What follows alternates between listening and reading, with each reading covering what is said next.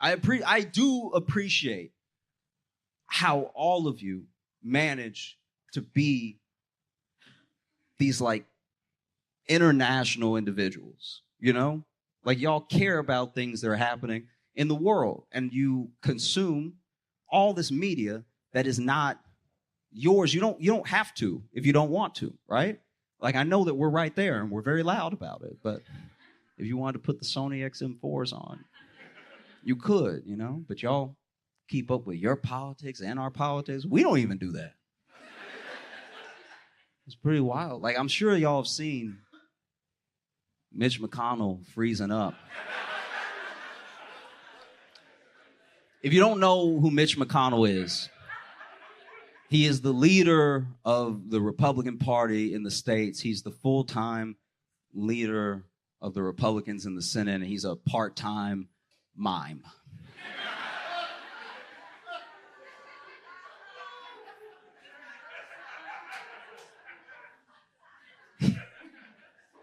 And I know you're wondering, you're like, how is this happening? We're wondering the same thing. How is this happening? How is this? This is crazy. He's not by himself. Biden's hella old. Trump is hella old. You know, Dianne Feinstein's hella old. We just keep letting older and older people stay in power, and we don't even really know why. I think that mainly there's something to be said for like how fearful Americans are.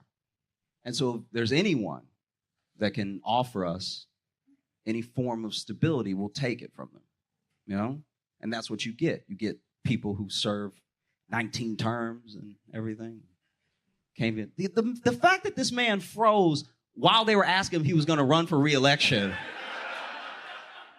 I think that was God answering for him. That's crazy. If you didn't see the video, basically they're like, would you be running for re-election? And then he went, huh.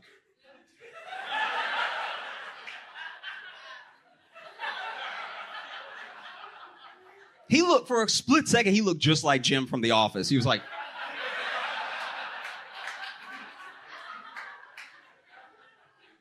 And then his aide walked up and they were like, did you hear him? It's like, hearing's not the problem, ma'am. You know?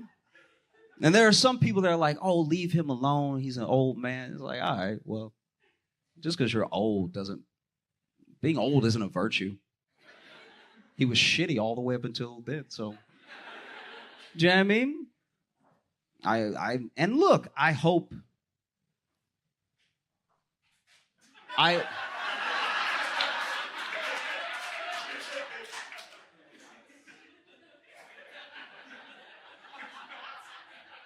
How do I word this?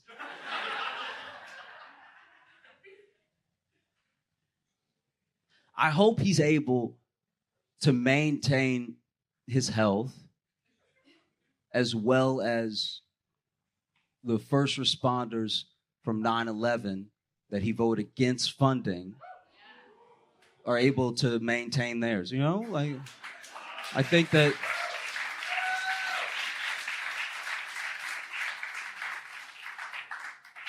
It's weird. It's an odd thing.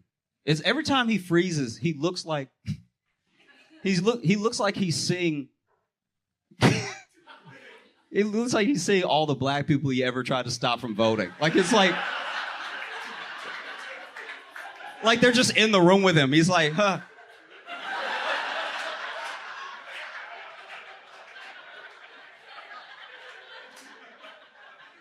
That is a lot. Now, I know you're wondering, how did this happen? How did we get here? How do we end up staying here? Because he's not the only one. I'm not even picking on Republicans, really. There's old Democrats. There's Democrats that you're like, how is this the person? Surely someone else believes what they believe and is like able. Do you know what I mean? Surely, right? And I don't think that the U.S. is just a fearful country. I think that we have this reputation. They talk about how baseball is the great American pastime, but it's not. It isn't. The great American pastime is arguing. We love to argue so much, a lot of people want a redo of the Civil War. Like, that's how much we love to argue. And it's not about the candidate. There's nothing so special about McConnell. There's nothing so special about Biden or Trump that they keep being in the position that they're in. It's that we like to argue so much that we do not pay attention until it's too late, right? It doesn't matter, Biden, Trump, whatever. Throw all that stuff out there. You could put one party's candidate as a tomato and one party's candidate as a potato, and we'll still have it out. As dumb as that is, we would still be like, well, I do like potatoes, though. You know? But we don't know. We're very unsure as a group of people, you know? You watch I'm sure it's terrifying for y'all, because y'all are so close. Like this, you as Canadians must feel how I felt when I lived next door to a drug dealer.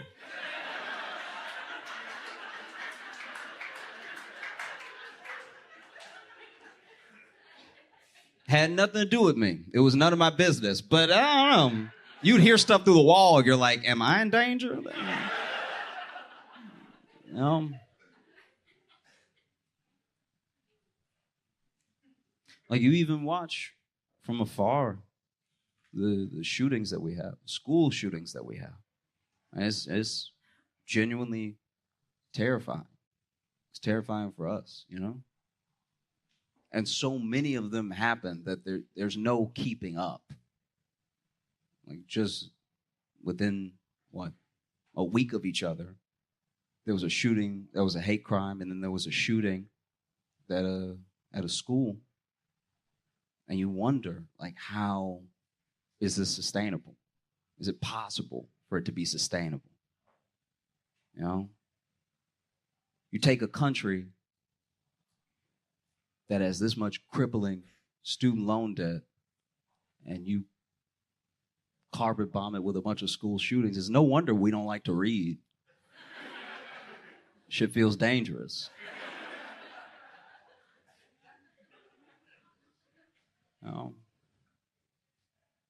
That's my thing. It's like, I think it's going to change how future generations even talk about school, because there's just so many. It's not this like uncommon occurrence. And like, they don't all make international news because, thank God, not 13 kids aren't dying every time, but it's, you know, it is happening. It makes me wonder if 30 years from now, there's going to be a kid who turns to another kid. It's like, hey, him over there, he cold-blooded. Got ice in his veins. Be like, what? Him? Yeah, him. What'd he do? It's like, he got a PhD.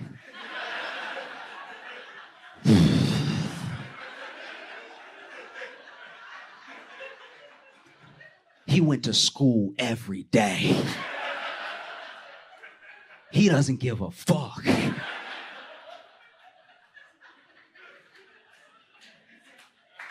I mean,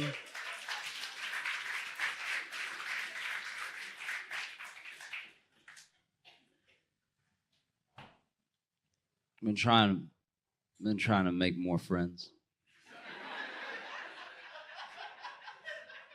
This is the thing. When you are young and have a lot of friends, you think that you're good at making friends. But there's a chance that you're not. There's a chance that these friends are just from convenience and proximity, right? Because then when you get older, when you become an adult, you see how hard it is to make friends, you know?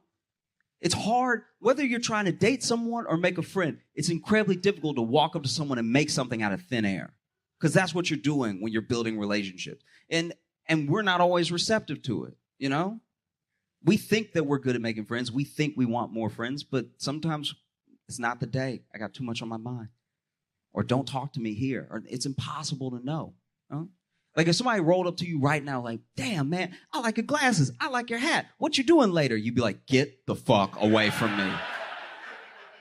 I don't know if it's drugs you taking or drugs you need to be taking, but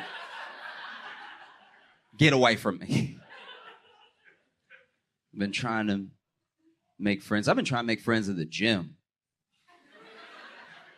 Because that way I'll have a spotter, so I won't gym alone. If you don't know what a spotter is a friend who lets you believe in yourself too much.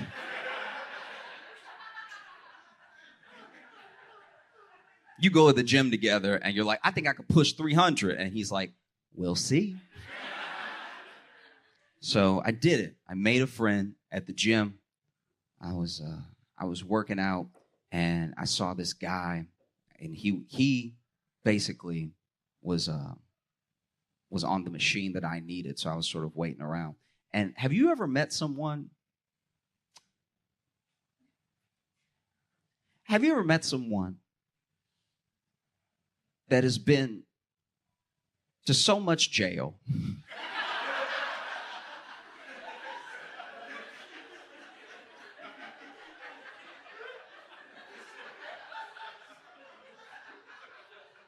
they've been to so much jail that they are from jail? Do you know what I'm saying? Like you might be from Toronto, right? You might be from Vancouver. This man was from jail, okay? And you know he was from jail because he was like working out and he was barking in between reps. Like he was like, arr, arr, arr, arr. I was like, okay. And he noticed me sort of lurking around, waiting for him to be done on the machine. And he saw me. He was like, you trying to get on this one? I was like, oh, maybe. If that's okay with you. And he's like, let's take turns. I'm like, okay, cool.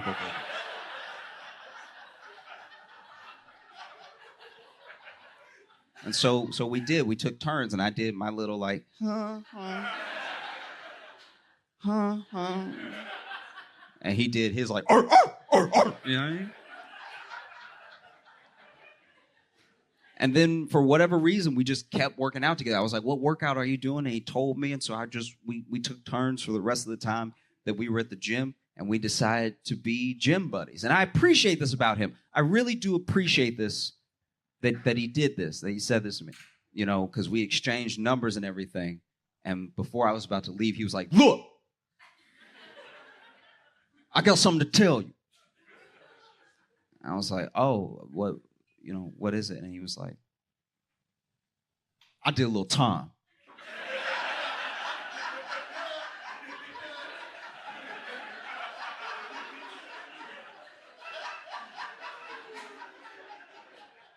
Have you ever had someone tell you something that they thought was a secret?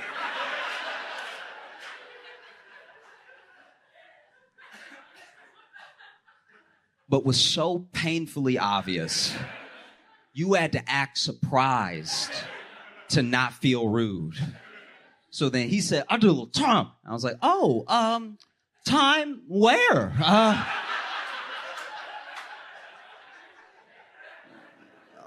Time like abroad?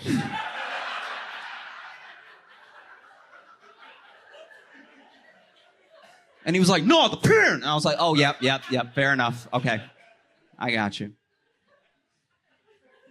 And so we decided to be workout buddies. And next time that we're supposed to meet up, I was late because I got off work late. So now I was heading there. And I'm excited to see my new friend, my new gym buddy, my new spotter. And as soon as I see him, I'm thinking he's going to have a smile on his face, too. This man is pissed, right? I walk up. He's like, where the fuck was you? Okay? I already started working out. I already did chest, already did back, already did stomachs.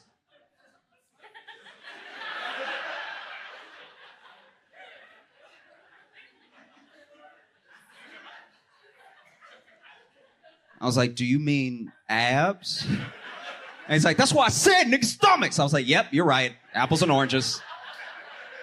Fair enough. So, you know, we started working out, and it occurred to me that, like, if I really want a friend, the other thing that we do that stops people from being close to us is we, like, have little departments and categories for every friend. And sometimes we try to keep them there. Specifically, oh, I want you there. This is as far as I want the friendship to go. And then we wonder why we don't have anybody close to us. Because we didn't give at least everyone the chance to maybe be that close person to us. So I was like, if I'm going to be friends with this dude, I got to be his real friend, not just a gym buddy, his real friend, right? Because this is just a personal thing. I'm not trying to put this on anybody, but I genuinely believe that if someone does a crime and they go to jail and then they get out, it should be done. They paid their debt, and now it's time to move on, or else what reingratiates them back into society? Why change at all? You know what I mean? So I'm trying to do my best to like be his real friend. So I invited him to brunch.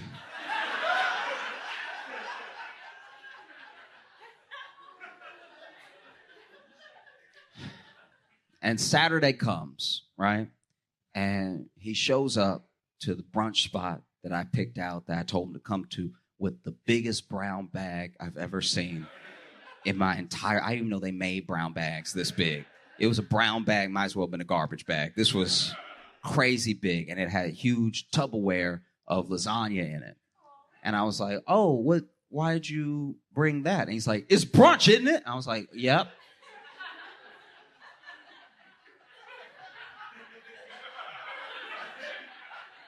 But that's why we're here at the brunch restaurant. Like, you didn't have to bring any brunch with you because all the brunch is inside. And he's like, that's not what you said. I'm like, I understand. I didn't tell you not to bring anything. That's my bad. I didn't realize I needed to say, don't bring, all the brunch will be inside when we get there. And he's like, but it's brunch. I was like, oh, yeah, you keep saying that, and I don't know what you mean. He's like, it's brunch. I brought my lunch. I was like, oh, this dude went to jail before brunch was invented. Okay. Cool. But my man loves $13 mimosas. I know because I was paying. After he finished one, he's like, let's get another one. I was like, well, let's implies both, but yeah, whatever. Okay. But it's great. It's a great friendship to have because honestly, this dude, I can't say this like as a blanket statement, but I will say, if it's possible, you know, one of the things I think that makes society better and would help in reingratiating these people back into society is if everybody had a friend who had been to jail. Because I will say this, a friend who's been to jail knows exactly when to leave a party. I went to a party this dude invited me to. I'm there for 12 minutes. And he's like, we need to get out of here. And I was like, oh, okay. And the next day I saw that party on the news.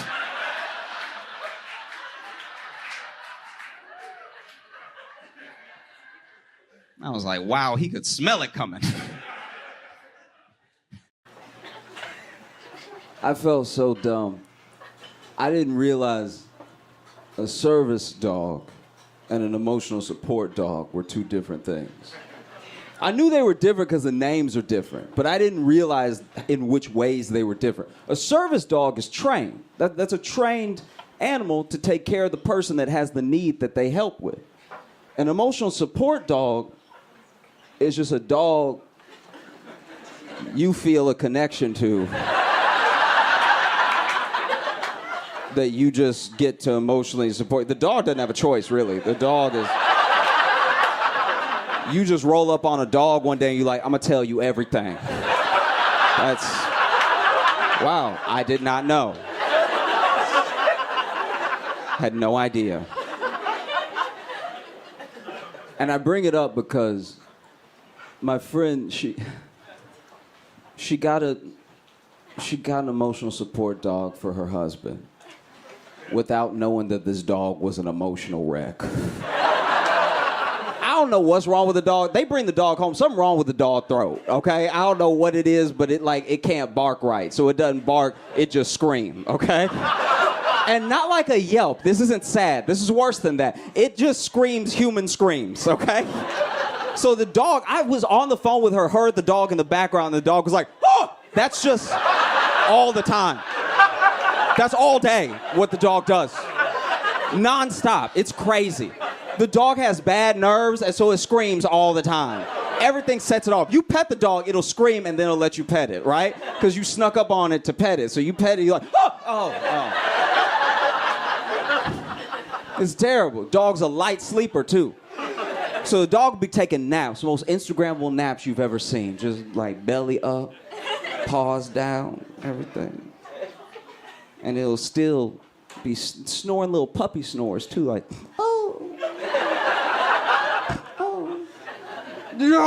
That's how it wakes up every day. And so she's like, my life is hell. This is terrible because I got the dog as an emotional support dog for my husband, not knowing that the dog is anxious and my husband's anxious. So the dog is emotionally supporting the husband just in the wrong direction. You know what I mean? Because then the husband is like, I don't feel so good. And the dog's like, yeah, you're right. It's a lot to be worried about, dog. It's crazy out here. What's that over there? Huh? Like, that's what it's doing all the time. She can't get any sleep because the dog sleeps with them.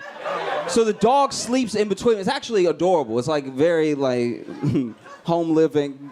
Her right here, dog over here, husband over here. But they live in like a noisy apartment, paper thin walls, so you can hear the door slam from down the hall, right? And so the dog waking up all night. So somebody will slam the door down the hall, a door that has nothing to do with them, that is none of their business, and the dog will be like, oh! And then her husband will be like, oh! And then she will be like, ah! That's just all day. That's just going and revolving, this domino effect of screams. It got so bad, someone called the police.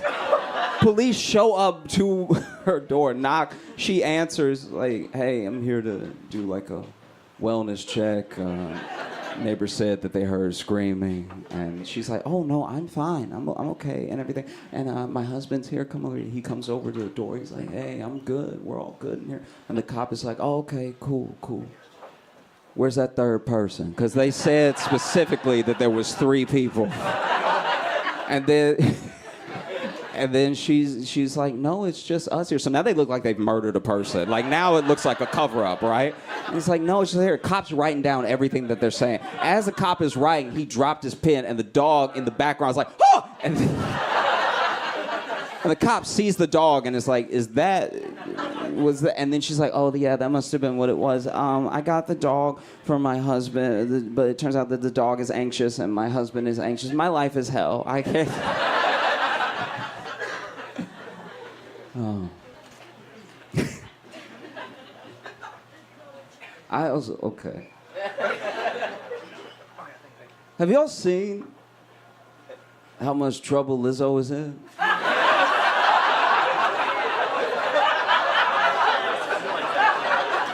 This is crazy.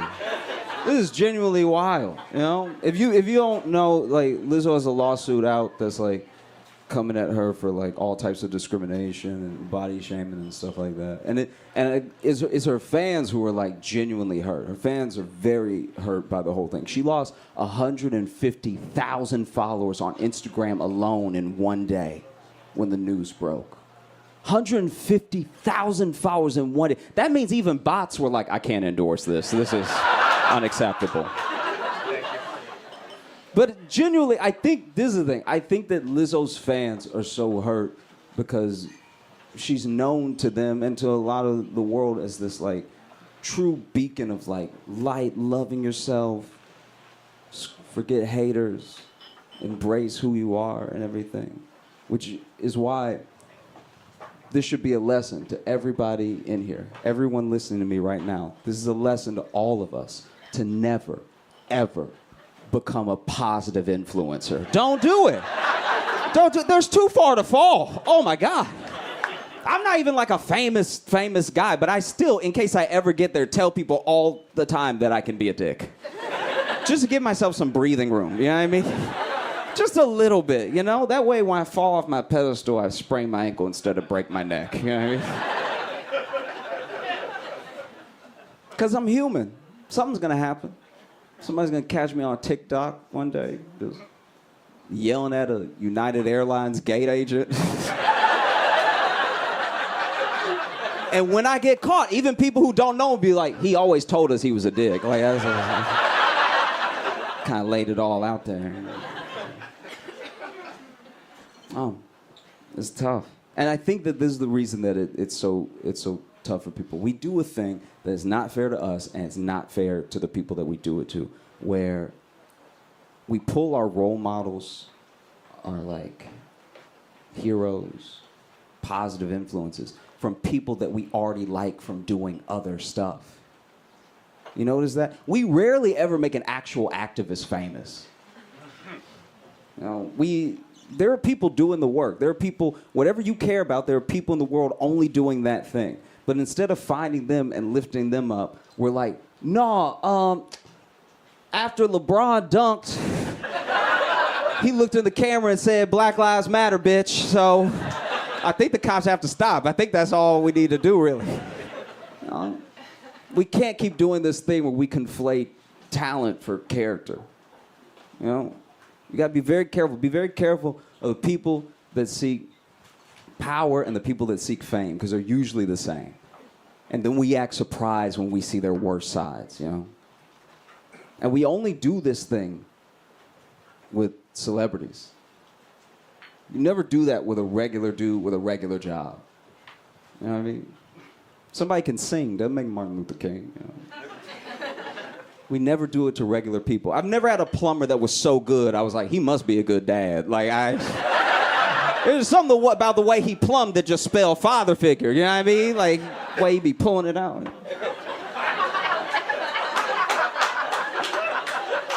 I go the other way now. Now when I see somebody super talented out here dancing, popping and locking and stuff, I'm like, oh, he probably beat people. Like, I can see it, yeah, because he knows the moves, he knows how to choke, you know what I'm saying? And we don't know. We don't know what happened. We can feel how we feel, but we don't know, right? But I will say, it doesn't help that Lizzo hired Cosby's lawyer. That's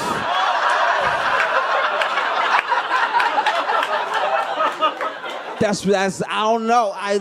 We don't know, but that doesn't feel good. You know what I mean? It just doesn't. I don't know how to describe it, but if you ever told me, you told people and you confront me and you were like, you did this thing, and I was like, hey, I didn't do that shit. Give me the nigga that Cosby got. All right. Like I said. Oh. This doesn't sit well, you know. All right. I have to go soon.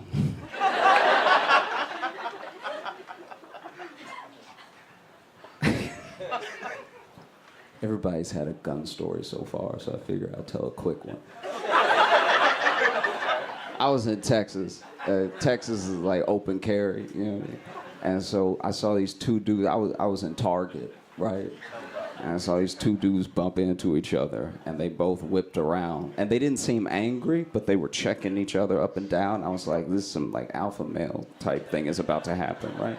And then one was like, I see you're carrying. And the guy went, I sure am. And like, I should point out real quick that this is at the self-checkout at Target, so I'm just trying to ring myself up. I'm over, but he over here and he over here, so I'm gonna get shot because I'm in between, right? You can't have a standoff with somebody in the middle. No Western has ever done that, you know what I mean? So I'm like, y'all, please, we are in Target.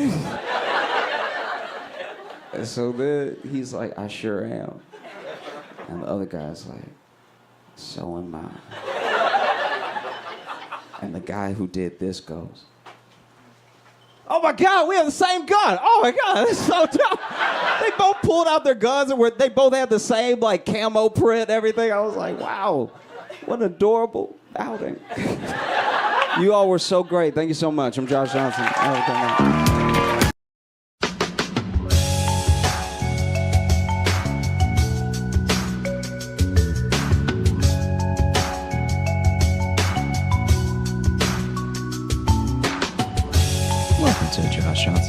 Josh Johnson, joined by my co-host, fellow stand-up comedian Logan Nielsen. Logan, how you doing, buddy? I am doing all right, man. How are you? I'm doing okay, man. I did a school show at a school last night, and it was really good. Students were great. Like and elementary or everybody was just really dope. Well, okay. You just said school. Everyone knows you meant college. I'm just goofing. Gosh. I'm with you. I'm with you. But just in case, I don't need those problems of someone hitting me up and being like, "Our elementary school would love to have a clown come and do his thing. Bring some joy to the children." I wonder what an elementary would pay for for some lunchtime stand up. I think you have to ask what they pay the teachers and then go lower from there. Shit, I'm going higher from there. Oh yeah. I'm giving them a break. Okay. I'm gonna do for a teacher's day pay plus tips. That's right. I'm hoping I want them to encourage the children to leave tips. Okay, so this is my thing. I try to have a real day of it, right? Because the actual show wasn't going to be until 8. Okay. And the train from New York to DC is about, 3 hours or something? Okay. And so in my head, I was like, you know what I'm going to do? Yeah. I'm going to make like a full day out of it. And if Sally and I weren't going to Australia, I would have tried to get Sally to come, but I know she had errands to run and to pack and stuff like that. Right. But basically, I got up early, went to the station, made the train by like 5 minutes, which is my favorite. I love that so much. I love when you know you're gonna make it, but you've also really cut it close to where there's no waiting. It's like, it's the best. It's so good. I don't know. That to me, I understand what you're saying. To me, though, that last 5 minutes leaves too much opportunity for something to go wrong. And if one thing goes wrong, then you are late. You have missed this train now. It's kind of how I feel. I mean, the Amtrak is less so. I've had less trouble with it. Like if you show up, if you cut it close, but you know what it is? I don't know. This is my thing. So I left. It takes 30 minutes to get there. And then probably another 10 to get to my track from where I got off at the train. So 40 minutes total. Okay. And I left with about an hour to get there. So I had this 20-minute pad, right? And at one point the train was stopped. And at another point, I was like, should I get some snacks? Should I not? And so it wasn't a 5 minutes of desperation. It was a 5 minutes of by the time I sat down in my seat, there were still 5 minutes before the train took off. So when I say to spare, I don't mean I almost missed it. I probably made it by 10 minutes. But you had 5 minutes to indulge. I had 5 minutes to watch people panic. I had 5 minutes to really feel like I was better than everyone. I'm here so early. Yeah.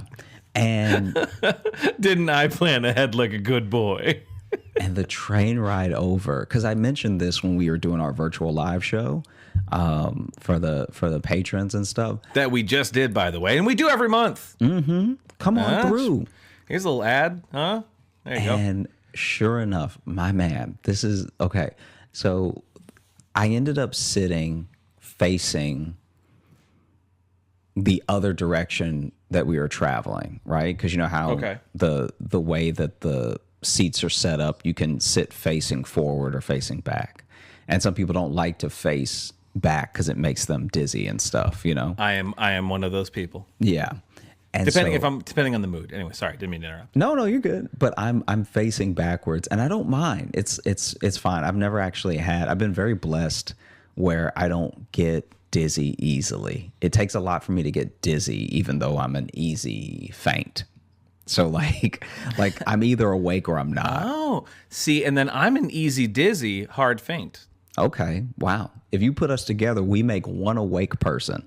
Or one horribly vulnerable person. Yeah. Someone who is both spinning and asleep. Yeah.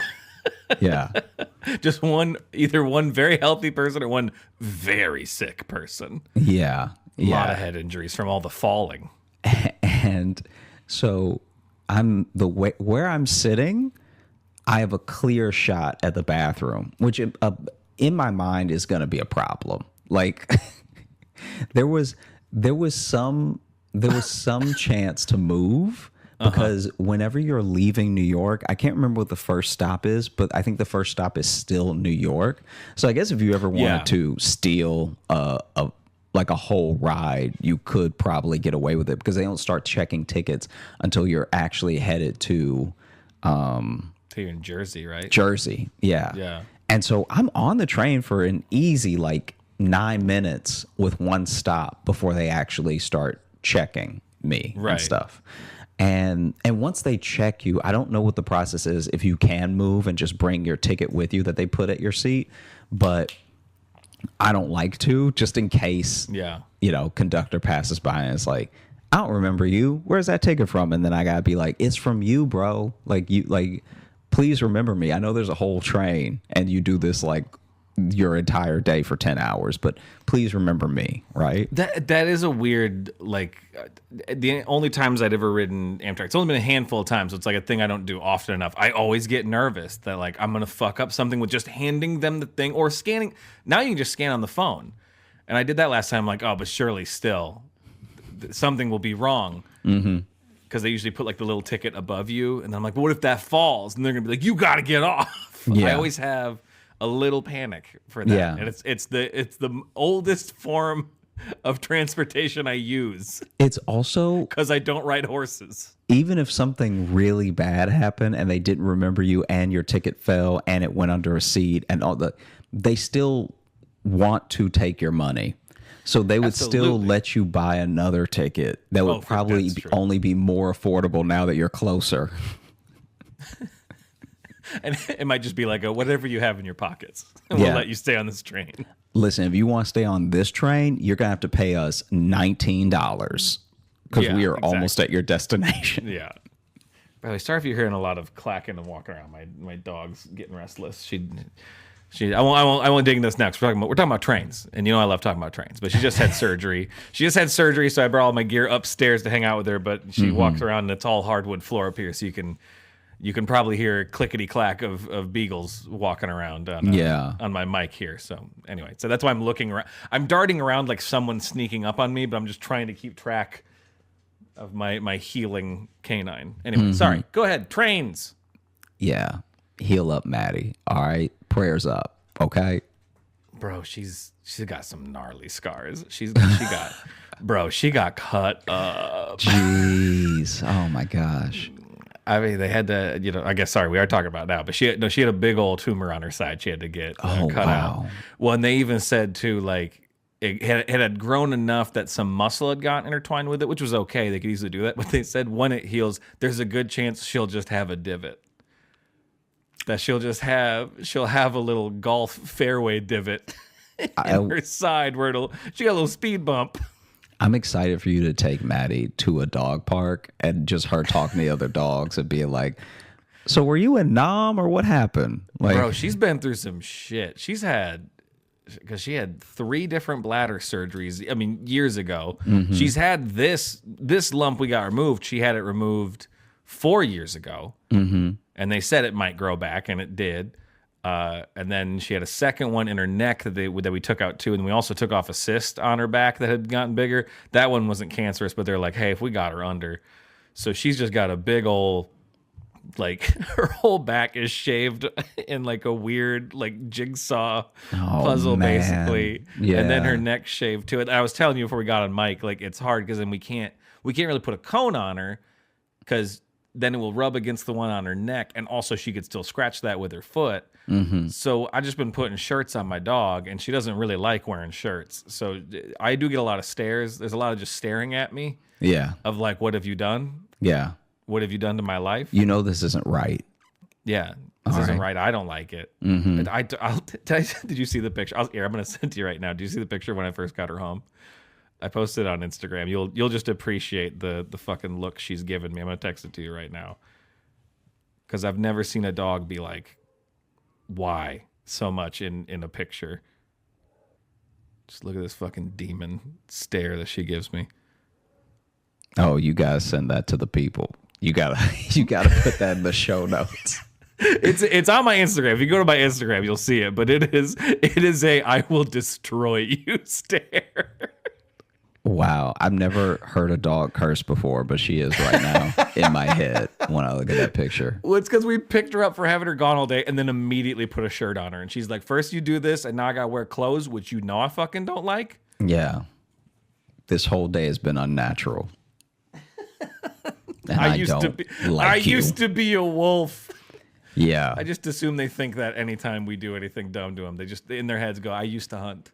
I like the idea that there's like hotep dogs that are like, see, what happened was the white man, because we used to be wolves, right? And then the white man came along and tried to get us to push him, to pull him, to push him in his work. So then his work became our work. All right. You hear me? Do you hear me? Do you hear me? All right. So I'm not doing what when he says sit, I stand. When he says stay, I go. All right. I'm not really about that. Okay. And best believe anybody step to me, he can get bit. All right. You're going to have to put me down. But if you put me down, best believe you won't put all of us down. They'll never put all of us down. We didn't land in the dog park. Dog park landed on us. Let me tell you something right now, because that's the thing with dogs as well, where anytime people act like they've been the deciding factor in the full change in the dog's life, I'm like, all right, yeah, but as an animal, it was going to get along on its own, like in some form. You know what I mean? Like for every breed outside of the breeds that we've completely made up, you know, there's a couple ones with the snouts that can't breathe, and we did that. That was us. Yeah. You know what I mean? Yeah. I think everything else though, no, we ruined them. Like anytime you see a dog that's like deeply, and especially as a puppy, I'm talking about like puppies, deeply out of shape, that was you. Oh yeah. Yeah, no, they love to burn calories as a resting state. Yeah. Their favorite thing to do is burn calories. I'm not delusional, because there's some, I know people who are just like, my dog has this trait because they're, because of their previous owner, blah, blah, blah, blah, all this stuff. And I know I had her since she was a puppy. It's a little different, but I know every one of my dog's bad behaviors, absolutely my fault. I know 100% is my fault by nature of just like, she's only been around. I've been the only authority figure she's ever known. So clearly anything shitty she does, I didn't handle or didn't care enough to handle. The long time where it was just me and her living in Chicago. She basically had an apartment to herself like half the time. Yeah, free reign. Yeah. Sorry, she was basically a human adult. Yeah, and I didn't do anything to curb any bad behavior. So I'm like, she sucks and it's my fault. But she's old now, so. I love when a dog does a horrific thing, and then they run up to you like you're gonna be proud. Like, I did it for you. You know what I mean? Like when a dog just runs up to you with like a full pigeon in its mouth, and it's like, aren't you proud that I brought this diseased animal back to you? Well, that's why I love. She's so bad at catching stuff. The one time she did catch something, she just looked surprised. Yeah. I think I told it on the show before, but she caught a possum and she was just like, and you could see in her eyes the thought was, I don't know what to do now. So it's never gotten this far. Last night, Chance saw a raccoon, which is literally just built like him. Like he's a fat Shiba.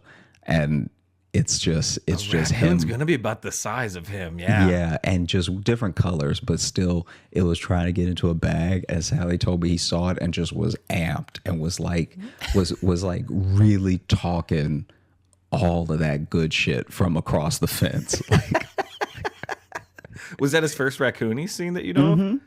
Okay, yeah. Because it's funny when you see a dog see their first something.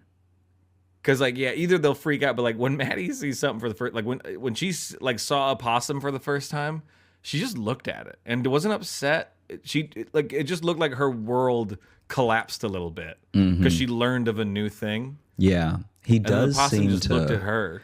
Yeah, exactly. He seems to be upset that they are alive. He would love to unalive them, like at every turn. Right. Yeah. Maddie doesn't have that as much. She doesn't. She likes to chase, but she doesn't. If something stops running, she will just like. She had a rabbit one time that I think I've told this before too, but she snuck up on it and was like 6 inches away. The rabbit just didn't run, and then she just looked at me and she's like, "I don't," and then just walked away. Because it didn't run, she's like, "No, this is wrong. So this seems like a trap now." Yeah, yeah. This rabbit knows something that I don't know. Yeah. Honestly, Anyway. if I come for this rabbit, I feel like something bad is gonna happen. Yeah. You're on the other side of him. Is he holding something? Does he have a weapon?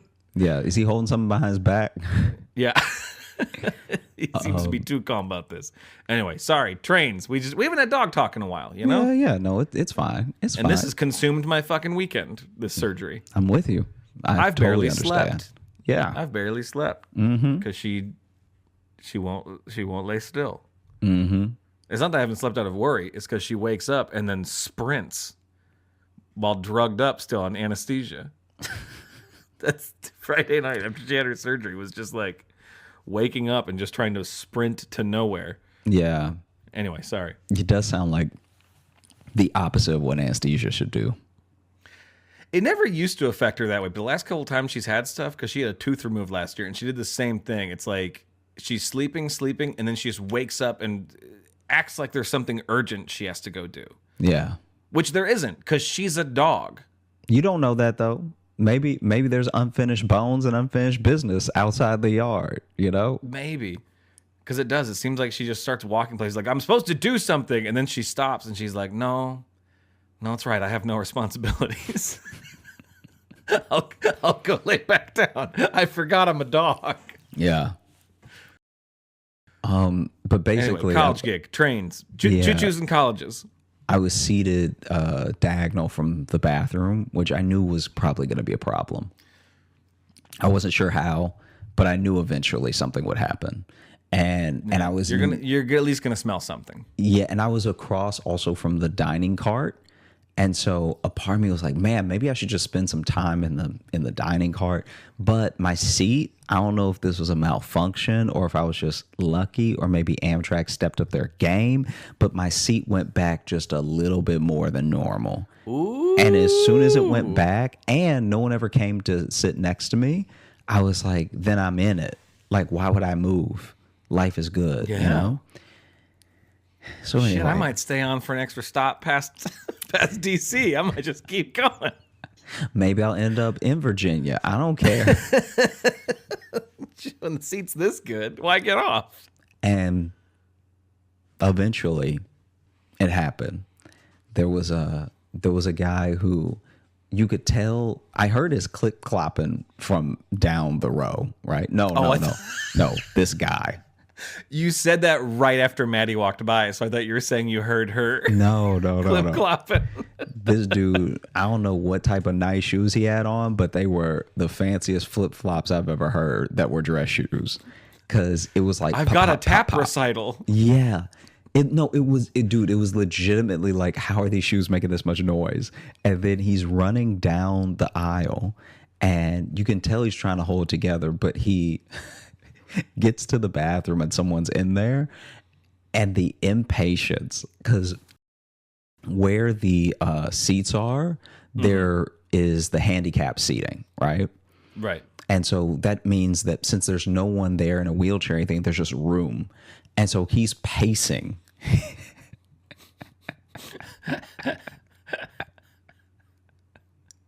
This man is pacing back and forth on the train. And then eventually the person gets out and he goes in. And I forgot all about him. Punches him in the mouth. Yeah. You took too long. I truly forget all about this dude. Okay. I'm trying to remember what I was watching. I think I was watching Emily in Paris? Nah, never.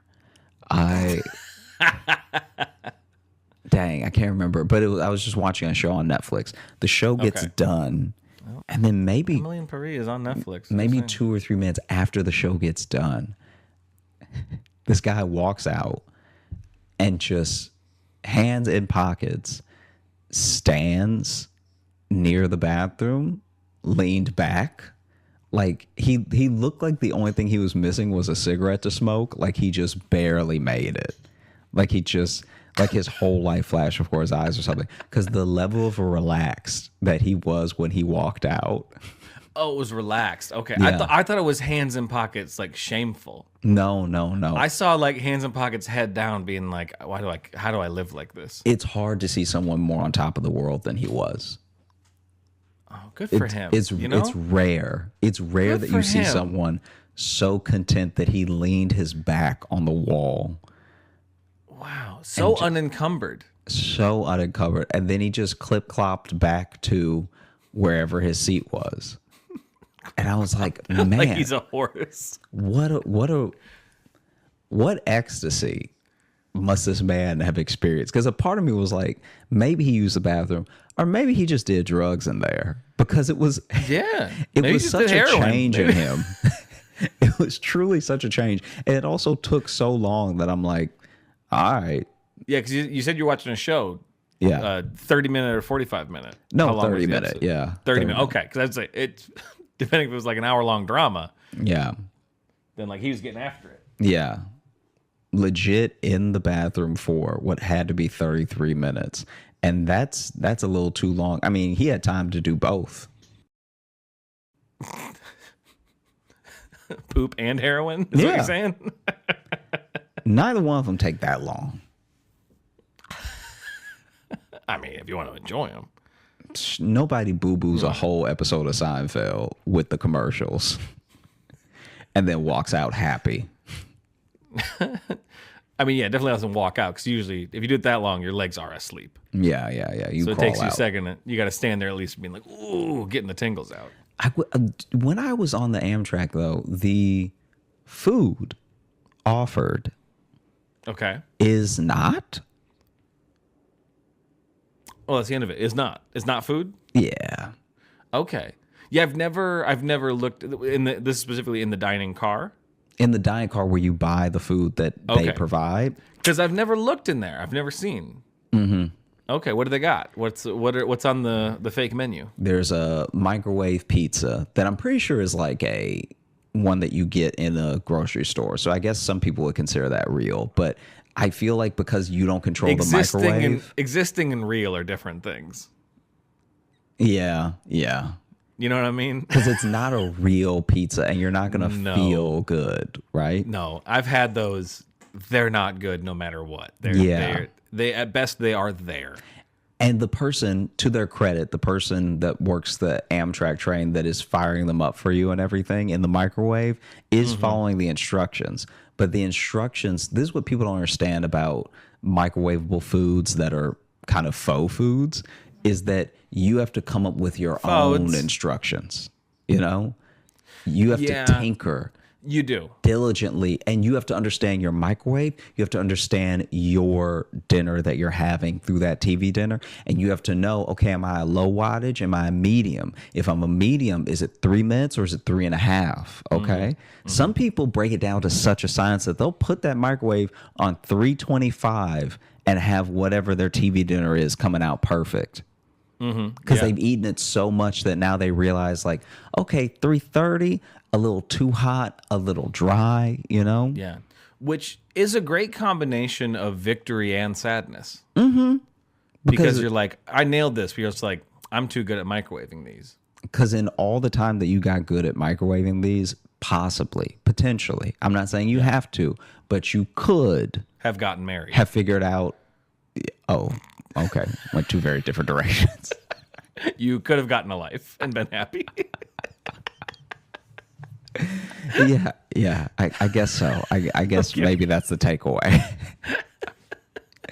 Then the other thing is a hamburger that is actually way more depressing. What was your other path, though, that you could have gone down? If you gotten so good at it, in that time you could have... found a fruit that you really like. Oh yeah, okay. Like a fruit that you like roll with, like in the amount of times it takes you to really get down to an exact second and wattage of what this TV dinner should be to come out tasting good. You could have tried mango. You could have tried an apple. You could have tried so many things to be like, hey, this is the fruit that I roll with. You know? Yeah. Because once you have that perfect timing down, it means that has to be the last time you ever have it. Mm-hmm. You know what I mean? You're just like, wow, this is a science now. Mm-hmm. I can never buy these again. Yeah. I perfected this art form. It is time to move on to another medium. Mm-hmm. Which is microwave burgers. So was this like a straight up like 7-Eleven burger? Kinda, yeah. It did not look, it looked like dry, and it looked like it's finally gotten to the point where the general public is as exhausted with processed stuff as doctors. Because it used to be if you went on and on about processed foods, you sounded like a health nut. And now you're just right. Like now they finally come out with a couple burgers where it's like, no, yeah, that's not even a good shape. You shouldn't have no burger. I'll go out on a limb right now and say no matter processed, unprocessed, grass-fed, grass-finished, I don't care if you put butter on any of that. No burger should be triangle. Yeah. And I'm not saying that one was triangle. I'm just saying that the roundness to corners ratio was off. Let's just say no corners generally. If you're not going to Wendy's, no corners. If you're not going to Wendy's, no corners. All right. I don't want to eat a baseball diamond. Okay. I think it's a fair rule. Because Wendy's are the only ones that can do corners. Exactly. Now you're messing up because Wendy's even had to take a step back and be like, okay, what is the bread to meat ratio? Yes. How many bites are people going to be missing meat for? Yeah. And I feel people typing already that, oh, White Castle has corners too, and White Castle is trash. Okay. I don't mean to start this war right now. Ooh. I don't mean, I know. I feel them coming. I know. Fighting words. I know. Just, they're not good. I don't like them. I don't like White Castle. But I might have had it too late in life, though. I never had White Castle until I was like in my mid-20s, and I was like, oh, okay. That's probably the problem. I remember. I was in my mid-20s and not on drugs, so. Yeah, I remember you were the one when I moved to Chicago who explained White Castle to me. I did? Because I had never had it. It's not anywhere else I've lived. Well, see, but it was never where I lived either. I never had it until we were already known each other for a few years where I had it. For a few years? Because you were the one that told me it was a thing. To New York. I mean, I knew it existed. I knew what people liked about it. I'd never had it. I didn't know what it was. Someone had said White Castle, and I was like, okay, how about this? I thought it's gonna sound so dumb. I'm really did think White Castle was medieval times.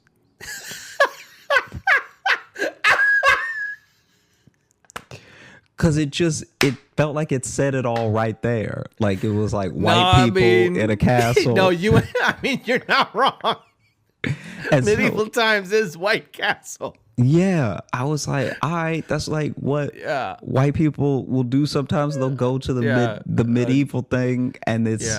I didn't know they put the name on the head like that, and then but a bunch of honky improvisers love to go to to medieval times for a birthday. They go all out for White Castle. And you were the one that that told me that it was Little Burgers, and I played it off like I didn't ever think that. It was Little Burgers.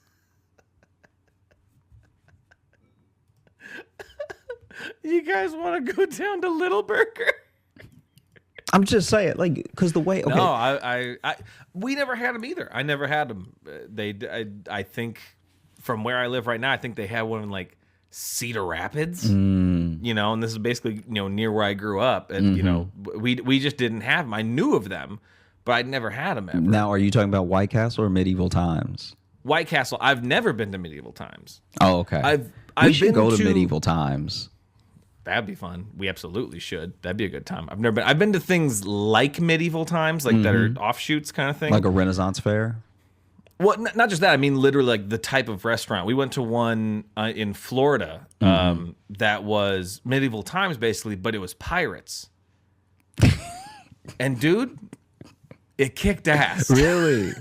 Because in the middle, instead of it being like the big, like dirt, courtyard thing, instead it was a big-ass pool with a pirate ship in it. And then on the pirate ship were a bunch of trampolines and stuff, and they were all like acrobats instead of like knights. But they were all dressed like pirates. They would swing in from different corners and then do like flipping stunts and stuff. And it would be a lot like Medieval Times, where instead of jousting, though, it would be this big like sword fight with them doing acrobatics, and they would get eliminated one by one. And like you were assigned, like your section was cheering for one of the pirates. I don't remember what it was called.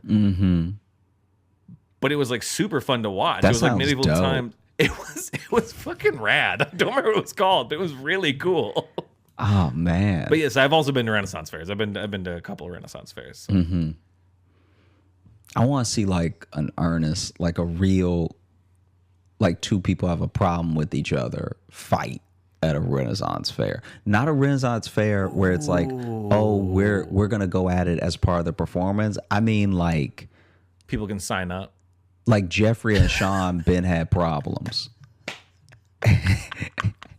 And so they start throwing hands, like full on, like full on tights on everything, but then the hands getting thrown are real. Yeah.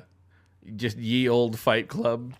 Hey, that would be amazing, because then it's also cumbersome, because now you're not fighting in your best fighting clothes. Nope.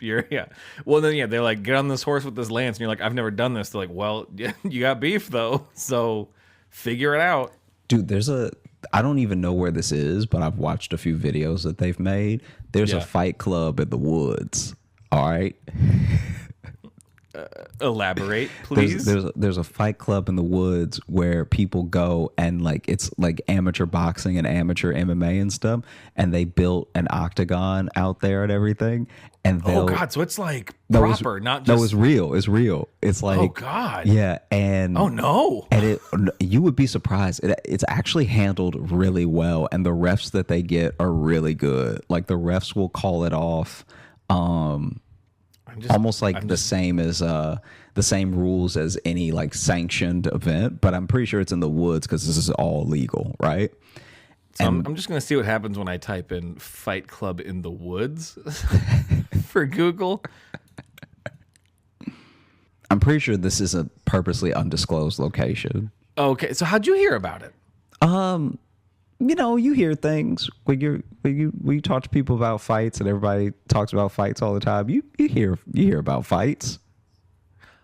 Oh, so this is like some truly underground shit then. Yeah. Oh, and it's really well done. It's actually better done than you would imagine, because it's. Have you seen like footage of it or? Yeah. Okay. Anyway. There was a guy that showed up one time. Nope. What? Nope. You can't just anyway. What? Is this something I can look up, or can you send me? I'll see if I can find one for you.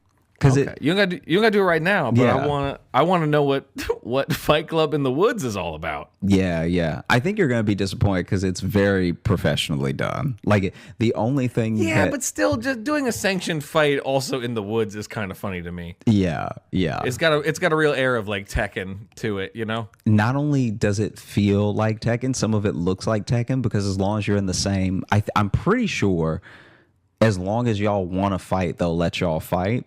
And there's this one dude. Oh, like old UFC rules. Yeah, and where you could be hundreds of pounds different. I don't know how. I've seen some weight differences. I don't know how egregious they let them get, but like it does seem there are some that are very one-sided, where you have to respect the heart of the other individual.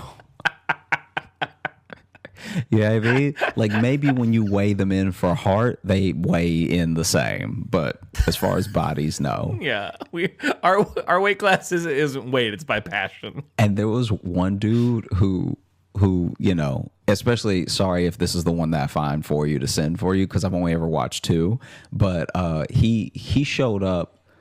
He showed up like he got the call, and he lives in the woods. And so he just walked out of his house because he had the most comfortable garb on. Like I'm pretty sure he had on pajama pants and then slippers. And so this man is doing his footwork in slippers, countering punches in slippers. Real quick, I want you to imagine you're in the woods and then you encounter a man in slippers. And you encounter a man in a sweater, pajama pants, and slippers swinging. Like, because in that case, if you run into a man in a sweater, pajama pants, and slippers, the best case scenario is he was just teleported from somewhere else. It's unlikely, but that is your best case scenario. Worst case scenario is he is about to kill you. Yeah, I don't know if you greet him with champ. You know what I mean? It would be a surprise if he was a champion of something. Yeah. Whatever he's the champion in, the police have not found him yet. Yeah. And then some of them, I think, are barefoot. Some of them decide to have on some type of shoe, like a boxing shoe or something. But they'll also do them based on, I think, the discipline. So it is kind of like old UFC, where now, obviously, because all of MMA having some knowledge about every single discipline is for the best, you see a lot less of people showing up with one discipline as their primary, and there are still people that do that in the woods. Yeah. Like they show up and they're like, I'm just going to do Taekwondo. Yeah. Well, yeah, because early UFC, like MMA wasn't like super a thing yet. No, it didn't even exist. Yeah. Yeah. Early UFC wasn't, MMA wasn't a thing. It was literally fighting. You were the ultimate fighter. Yeah. You would just show up and know how to box type of only. Fight. Yeah. Whatever type of fight you wanted to do, you would fight someone. And then there you have it. It was really beautiful. And now everyone thinks that they do everything. Yeah. It was, I mean, beautiful's a word for it. I don't know. Well, it just like some of those early tapes I've ever seen are like, oh no. Yeah, they hadn't figured out the rules yet. If they stop this fight a second later, this becomes a snuff film. Yeah. But what I mean by beautiful is that it is cool to watch two actual types go at it, you know? Yeah. And that's even remember pure competition. Yeah. Like the competition of like, because that's what they were trying to figure out in the beginning. Is boxing better than Muay Thai? Is Kung Fu real? Like, is like all that stuff. Yeah. And then Jiu-Jitsu, which makes it a lot like again like a Tekken or something. Yeah, exactly. Where you have the character who's doing drunken boxing or whatever. And like you would have that in the original like Ultimate Fighting was just like a mishmash of ridiculous characters. Yes. Who are brought in from different realms with different styles to beat the shit out of each other for the entertainment of people who had VCRs. Like, did you play Tekken growing up? No, not really. I played more Mortal Kombat or Street Fighter. Didn't play a lot of Tekken. Oh man. Okay. So, that's why you tend to kick my ass anytime we're in an arcade and we play Tekken, because you're way more familiar than I am. Yeah, but I'm not even the amount of money and the amount of clout that these new Tekken guys have is insane. It's actually troubling. But we've watched some of the professional like Tekken are like, even though it's just a video game, you are kind of like, Jesus. Yeah, and the crowds, they'll sell out an arena. Yeah. Imagine if my thumbs were that good. I just want good thumbs. Just give me them good thumbs. Like if you had real good thumbs, you could really make a living now. We're in a different era. If you come through with good thumbs, that's money. Yeah, it used to be a phrase to say I'm all thumbs, and that used to be a bad thing. Now it's a good thing if you're all thumbs. Yeah. You ever heard that one? No, I never heard that. It's an old one. Oh, okay. Saying you're all thumbs at something means you're like not delicate with it or whatever. It's an old timey phrase. But now, if I'm all thumbs at Fortnite, if I'm all thumbs at Tekken, if I'm all thumbs at Street Fighter, if I'm all thumbs, I'm a millionaire YouTuber. I'm all thumbs, I got a golden thumb. Can we start a streaming channel called All Thumbs? I mean, it probably would be pretty great. I think that'd be great. That'd be very fun. And we could do even like the old games, because you forget how, man, people who made games back in the day, so like Namco, Sega, all these places that made games back in the day didn't give a damn about kids. No. All those games were so hard. Like, so fucking hard. Like so hard. Past level 3, they were like unplayable. They just wanted your quarters. Yeah. They didn't want you to have a good time. They wanted your quarters. It was a shakedown. It was kind of being held upside down by your ankles. Yeah. Is what some of those games were. Which I meant to text you, actually, speaking of old games. The Nintendo Switch, which we play every now and then, we're together on the road. They just added GoldenEye. So I got GoldenEye now for us to... It looks like people about to get popped. Yeah. It's about to... Our next video game video we make for Patreon is about to be fucking petty. I don't even remember how to play. All slappers. Oh, I'm always bad, because it's always, especially, the aiming is so horrible in that game. I'm never used to it, because I didn't own it when I was a kid, but all my friends had it. So I played it a lot, and we get used to it. But it's not one I have a muscle memory for. Oh. I am not all thumbs with GoldenEye. Yeah. In the good way. I'm all thumbs in the bad way. Yeah. It is funny how, do you remember the Nintendo 64 controller and how that was built? Yeah. It felt like a prank. Exactly. It's like, looking back on it, there's so much nostalgia for the cartridges and for the controllers and everything. But I remember when I got it for Christmas. Maybe I don't know. Maybe I was only a year late, but like I finally got one. I remember that and just being like blown away. And I got like 2 games with it, and I was just like, I was losing my mind, right? Yeah. And still though, when I was holding it, I was like, this doesn't seem right. This is Well, there's like 2 different ways to hold it, because you have the 3 like prongs. Like some games you kind of need to be in the middle on the thing. The other one you need to be sometimes on 2. I don't know. I always had to relearn how to use that controller every time, because I never owned one. But you owned an N64? I owned a Nintendo 64, and then I didn't own another gaming system for years, because it was just, I did not have the money. And finally I won a PS2. Oh, we talked about this on something. That was a video I think we did. Yeah, and then that was the last thing that I owned. What'd you win it in? What'd you win a PS2 doing? It was a walk run event or something. And I got the most signatures for like me doing 3 miles, or I'm trying to remember what it was. But it was something like that, where I needed signatures and I needed people to pledge, $5, $10, whatever. And I just put in work, because in my head I was like, this is the only way that I'm gonna get a PS2 ever. Wow. In my mind, I wasn't even gonna grow up and buy my own. I was like, if I ever want one, it has to be now. Never. It has to be this. Yeah. That's an awesome way to get it, though. Yeah, and I remember it was like it was honestly like one of my when you talk about top 100, because I won't put it in the top 10 because that sounds too sad, but like one of my top 100 favorite memories. Oh no, that was my camera. Your camera turning off? Yeah. But one of my top 100 just favorite memories, period. Yeah. Was in the video. We'll just put the wood guy from Tekken. Yeah, Moko-chan. On your half of the video, it'll be that guy. And I brought it home, and I remember it played DVDs, and up until then, my mom and I couldn't watch DVDs because we didn't have a DVD player. Oh, okay. And they were too expensive to buy, and so there were just all these movies that were passing us by.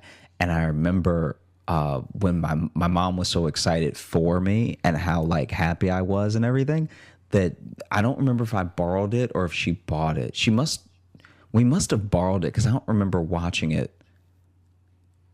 Maybe she bought it. Anyway, we watched Spider-Man on my PS2. Ooh. And my mom was like, "Oh my gosh, this is so cool. Thank you for winning this, Josh." And I was like so proud. I was like, "Oh man, this is the coolest," you know? Because it was like, even my mom was like, "This is pretty dope." You know what I mean? That's a good story. I like that. Yeah. That was like, I think that was the thing that really was a turning point where I was like, anything to like take care of my mom or anything that my mom needed. I was like, ever like that, and then the groceries. So you kept buying her PS2s, and she's like, "Honey, this is not. Yeah, this isn't helping. This is not. You took the wrong thing from this. I don't need all these PlayStation 2s." Yeah, but no, I was like, bringing in the groceries for my mom one time, because one time I just surprised her because I was still fairly young. I was like kind of little, and we actually didn't get that much. And so she was getting out of the car and opening the door, you know? And when she turned around, I was right behind her with all 4 bags that I could not carry. Like I was just like, "Ah!" Like I was going to give myself a hernia. And she was like, like it was so heartwarming for her that I was like, "Oh, then I need to do this all the time." And I think that PS2 thing really was like a turning point where I was like, "Oh yeah, I like taking care of my mom, and I like doing my best to like, I don't know how you describe it, but like anything I can do to spoil my mom, I'm always very excited to do because it gives me that same feeling as I had with that PS2, because it wasn't that bad, but just not. This is gonna sound melodramatic, but like it was starting to affect me a little bit of like not even having a DVD player, because now I don't even know what anyone's talking about. Like when it comes to you're missing movies, a lot of pop culture at that point, dude. It's like you don't want to ever not have money to the point where you're not from now. Do you know what I'm saying? Yeah, you're so broke you're from before. Yeah, I get that. Yeah. I get that. So that was one of my big things. Yeah. Where I was that's so great too, because especially in that era of like the PlayStation 2, like that was the, you know, there was like a decade there where it was constantly talking about, you know, having video game systems like that were ruining children, you know, and there was, you know, putting time limits on it, making sure your kids weren't going to be psychos or whatever. You know what I mean? So the fact that you had the complete opposite experience where your mom was like, "This PlayStation 2 fucking rules." Yeah. That's it's like, it's really great that you had the opposite experience to that in every way. Yeah. Yeah. Absolutely. That your mom was like, "I'm so glad you got this." Yeah. Yeah. Because I mean, Tony Hawk Pro Skater, I was playing all of it. I was up on all of it by then. PS2 was a good system. PS2 was a really good system. And it's that easy. Was one. Some of my favorite games are still on that system. Yeah, it's easy to get nostalgic over it, but I think genuinely what also makes it great is someone pointed this out to me last month. Actually, it was while we were in Denver. A friend pointed out to me that one of the reasons we hold those games in such high regard is because it was our last time owning games. Like physical copies? Physical copies, because the thing that could happen, I'm not saying it will, I'm not saying it's like some conspiracy theorist thing, but I'm just saying like what could actually happen now is that if something happened to like a database or a server or, you know, whatever with a gaming system, you might not be able to play a game that you own. Yeah, because especially now, like, you know, I'm even behind a little bit because I have a PS4 and not a PS5, and it's like I think I own 3 hard copies, but I own like a shitload of games on it. Like, yeah, if the computer decides I don't get those anymore, that's the decision. And updates. There were no updates. It was like they made a good game and then they put it out. I think it's also that was the perfect generation of where games started getting more, I guess, more specialized. I'm not sure what the right word is, but like they were getting, that's when we started having like the dual stick stuff. Like you started to doing, using one to move, one to look around kind of stuff was in that generation. And I realized if you miss that generation, people who didn't play games during that generation and you give them a game now, they freak out. They have no idea how to handle games now. Because I've done that where I didn't realize, like, if you didn't grow up playing games and you try to sit down at a game now as like someone our age, your brain almost can't comprehend it. Yeah. Yeah. And so much of it stems from like that era of console. You know what I mean? Absolutely. So it's like, if you didn't get used to it, because that's like Jess, even she gets, if anything first person or any game that has a camera that moves, she gets sick if she watches it. Yeah. Because she didn't play those games then. It's like you have to, because I'm like, why wouldn't you get motion sick? I've just done it for years. Yeah. No, I'm with you. I'm with you. Well, dude, are you ready to open up the mailbag? Give me 1 sec. We're about to do that. Hi, Jess. I heard her coming. Do you need to walk through quick? Because sometimes she's... I've got a fun story you guys could talk about.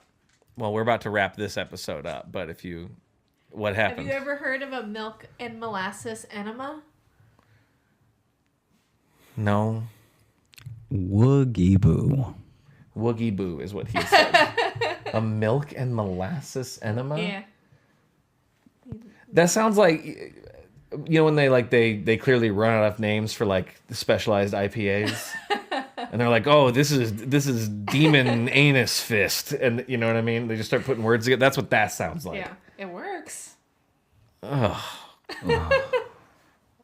That's what I was cleaning up before I came home. That's what I was cleaning up before I came home, she just said. Okay, thanks for stopping by, hon. You're welcome. I love you. Love you. Your job's gross. I'm glad you do it, but everything's bad about it.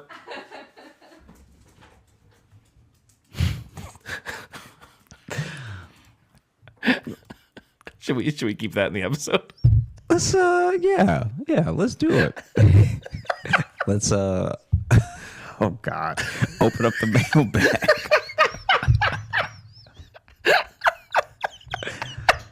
I gotta go try to eat nachos now. Yeah, sorry.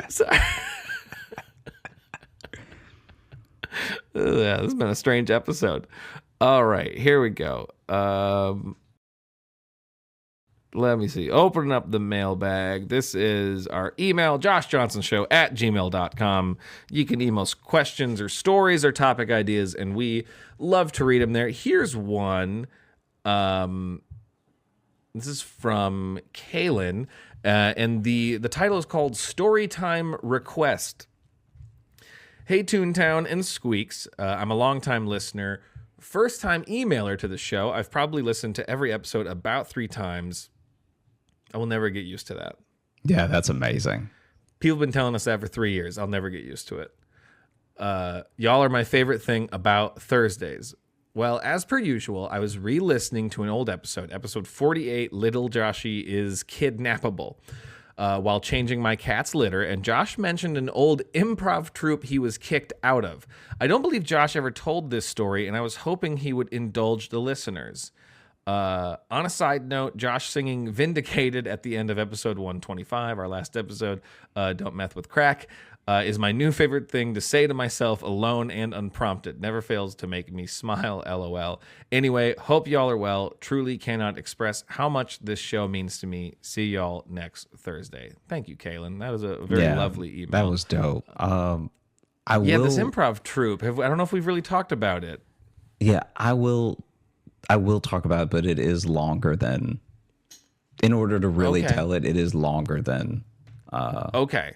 Yeah. So let's put that on the docket. Maybe next episode. Should we try to dig into Yeah, maybe so. Yeah. Because we could probably do, because we both did improv. There's probably improv stories we could fill an episode with, maybe. Mm-hmm. Do something like that. Okay, so I know that's always sometimes annoying that we get asked a thing and we're like, cool, we'll talk about it later. Yeah. No, I'm with you. But okay, so we'll get to that. But thank you so much for that email. And then this one here, this is from Gabe. And great podcast with a great host. The title says, hey guys, love the podcast, but I just wanted to ask, why isn't it called the Logan Nielsen Show? I mean, Josh is funny, I guess, but Logan is obviously superior. I mean, compared to Logan, Josh is barely even there, but they spelled it like bear in that pun that you love. Oh, God. I'm just kidding, parentheses, maybe. I love both of you, and I love the show. 1 million out of 20 jangles. Sorry about your brain, King. Gabe, and then I love they give a pronunciation key, and it just says, pronounce like the word gay. Then you add a B sound. Wow. Thank you, Gabe. I appreciate that, because I know this episode 2 is going to get some hate because I talked a lot, and some people hate that. So some of our listeners are not a fan of me being a part of the show, but so I appreciate that. Yeah, and thank you so much, Gabe. And thank all of you. Thank you for listening to the Josh Johnson Show. We had a great time recording. I hope you had a great time listening. All that I ask of y'all in this episode is, if you enjoy the show, just tell one friend. Just tell a friend about it, so we can hopefully make more people laugh in the new year. Come out every Thursday, wherever you get your podcast. You already know that if you're listening. And if you're looking for Logan, you can follow me on Instagram at Logan M. Nielsen. And if you want bonus stuff that we do, because we make some videos, we do some side podcasts, we do a bunch of goofy stuff over at our Patreon, patreon.com/Josh Johnson Show. And like we mentioned earlier in the episode, we do monthly live shows. So come join us. We tell stories we've never told in the show before. We interact with people and have a generally chaotic time. We literally just finished recording January's before we started recording this. And it was one of the more off the rail ones we've had, I would say. Yeah. It was pretty chaotic, but it's a whole different vibe over on that. And we're touring this year, so keep an eye on all the links are down. We put so many links down there. They all lead to important information. Yeah. How's that? Thank you all so much for listening. I hope you have a great rest of the day, and I hope you have a great weekend. And I hope you have a great trip to Australia, Josh. Thanks, man. Yeah, it's gonna be great. One assumes. I'd like to assume. There's so many spiders there. Don't. Hey, thanks so much for watching. Please like and subscribe. It really supports the channel. Hit the bell notification, because apparently it's the only way YouTube will tell you that something happened. And just tell a friend. That's the biggest thing you could do. Just tell one person in your life that you like, maybe you don't like, that this video happened to you. We release the podcast every Thursday on all the podcast apps, so you should find us there and subscribe on those and comment and leave reviews and whatever on all of them. And also, if you want bonus stuff, you can join our Patreon, patreon.com/Josh Johnson Show. We have bonus podcasts and videos and stuff there, and we'd love to see you